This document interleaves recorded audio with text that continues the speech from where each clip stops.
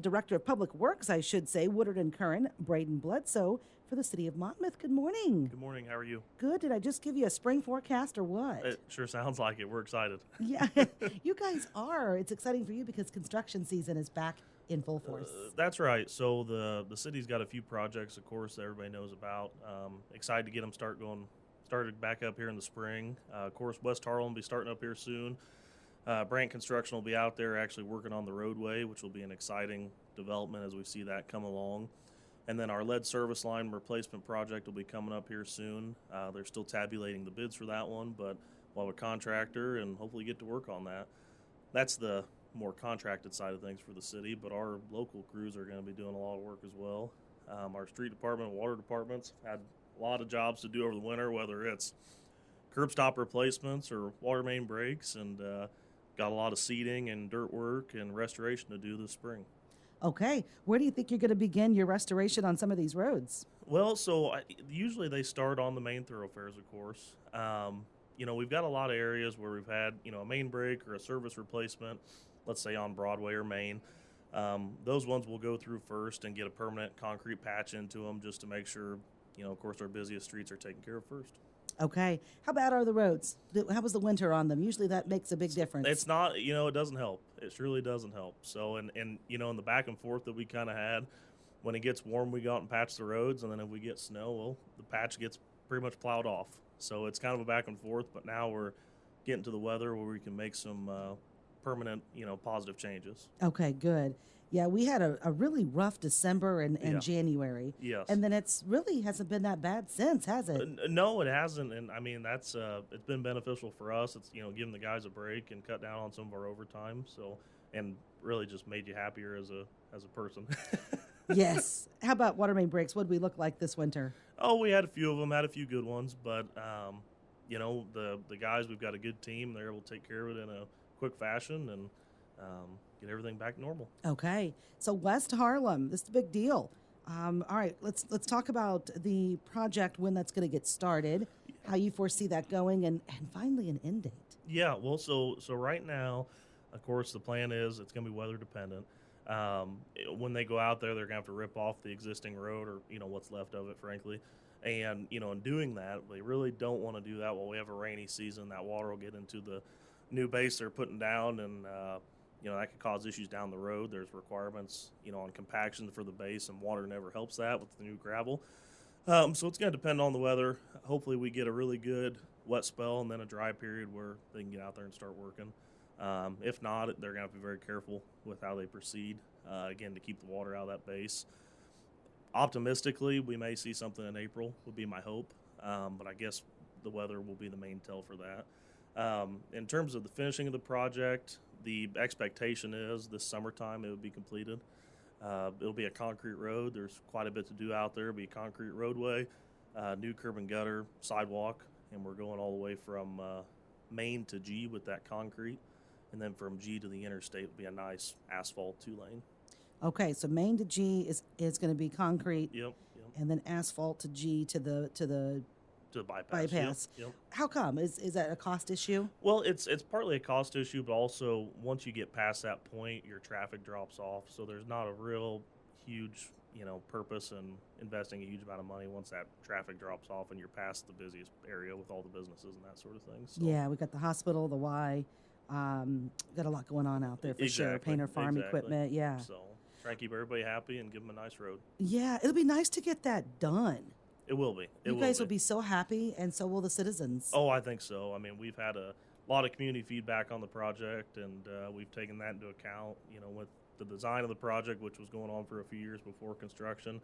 And as we proceed, we've tried to keep the community, especially folks living out there, involved and aware of what's going on, especially, most importantly, the businesses. We want to reduce how much we're affecting them, keep that to a minimum. So. Well, we had to raise a lot of money to get this, right? This was a really expensive project. Yeah, that's correct. It's got a few different funding sources. One is our federal allotment of highway funds, which the city accrues every year. That's the lion's share of it. But also the state gave the city, I believe, a $300,000 grant for the roadway, which is great news. It reduces our burden from our motor fuel tax accounts and things like that. So again, I mean, it's a huge commitment, but we've been very very lucky to be able to have the funds there to do it and to get it done. Okay. So, All right, we're hoping for that to be done this summer. That would be great, especially in time for pool season. exactly. Exactly. Okay, this lead service line replacement. So we're looking for more money for that as well. It's another expensive project. Some of the local businesses are trying to support another funding source in the sense that there's a grant. So we're all trying to get letters out for that. Yeah, exactly. So that's something that we're working through now.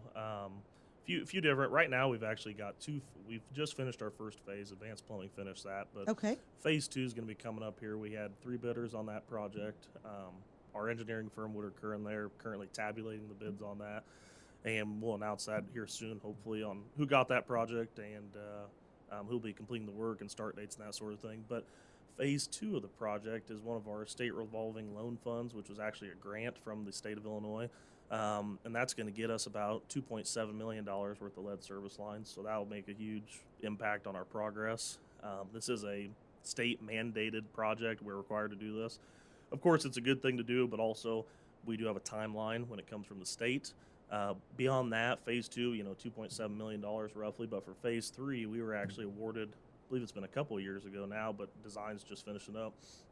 We were awarded approximately $1 million from Congressman Sorensen to replace more service lines. I do remember that'll that be, day, That'll be yes. kind of our phase 3. So Advanced Plumbing was able to capture the first phase for our community for the lead service line. What did they have to do for phase 1?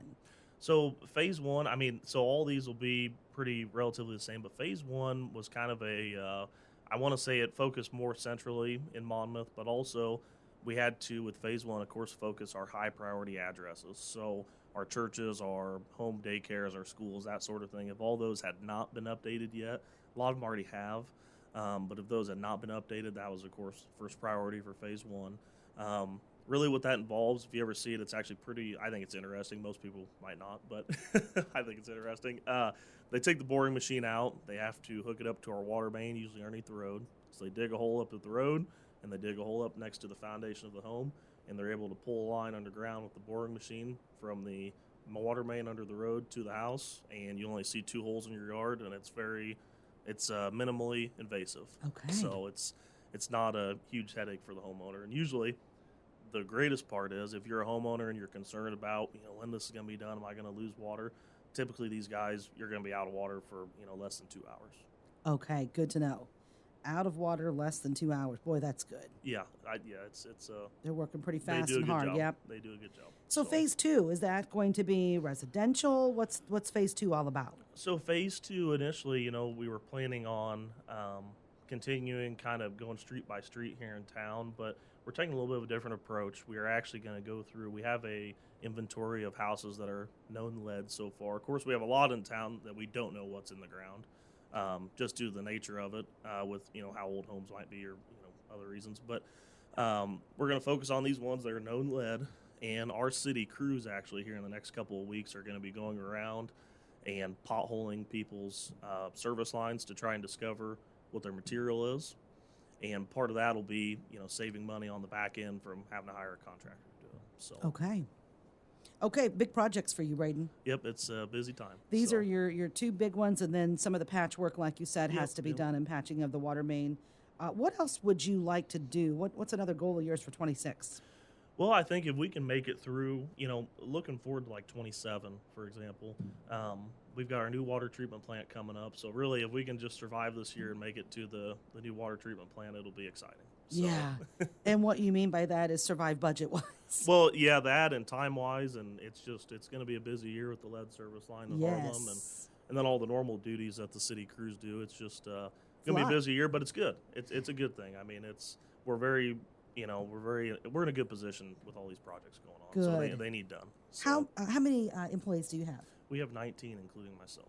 Okay. So, yeah, been a lot of those. I think, we've got 7 down our street department. We've got 5 at our water department, 4 at wastewater, and then, of course, the rest would be, billing and administrative. So. Okay. All right, you got your work cut out for you. Good job on getting all this information out to us. Yeah, We of so course. appreciate it. And anything else that you need as we head into the 2026 construction season? No, just thank you for having me. And, if anybody ever thinks about going down their basement, or if you want us to come and see what your service line is coming into your home, please feel free to call up City Hall and we can send a guy out and check it out for you. It'd help us out a lot. So. Okay. One other thought too, and I lost my train of thought now. But lost my train of thought. Well, if you remember, let me know. I'm glad I didn't lose mine through this. Something with the lead service lines. I know what it was. Yeah. The construction on the 200 blocks of each side of Main Street. When is that project going to start? Well, I think the last time we spoke with the engineers, it was going to be a 2027 start date. Some of the things we have to, and that's another thing going into this year, we've got some underground work we have to do underneath both ends of that. There's a little bit of an older water main on the north side. On the south side, we've got an older underground, combined sewer. So both of those things are, we have a lot of discussions, the mayor and I and Lou Steinbrecher, the administrator, and they've got a very good outlook. And I don't think a whole lot of towns do this, to where if we're going to invest a bunch of money into the beautification of a road, we probably need to get the underground done first, and they do a good job of prioritizing that. Yeah, that's something, and of course the council too. They're very forward thinking in that sense. Well, and it gives everybody a year without construction downtown, right? Because everybody went through it for the last year and a half, and naturally so with the square. So it'll be good to give it a sec. It will, and and if you do see anything down here, you'll see we'll probably have surveyors out here, I'm assuming, for the roadway. And then we'll see some hopefully minimal disruption for the underground work. Okay. So great. Well, thank you. Keep up the good work. Yeah, thank you. And appreciate you coming in. Yeah, of course.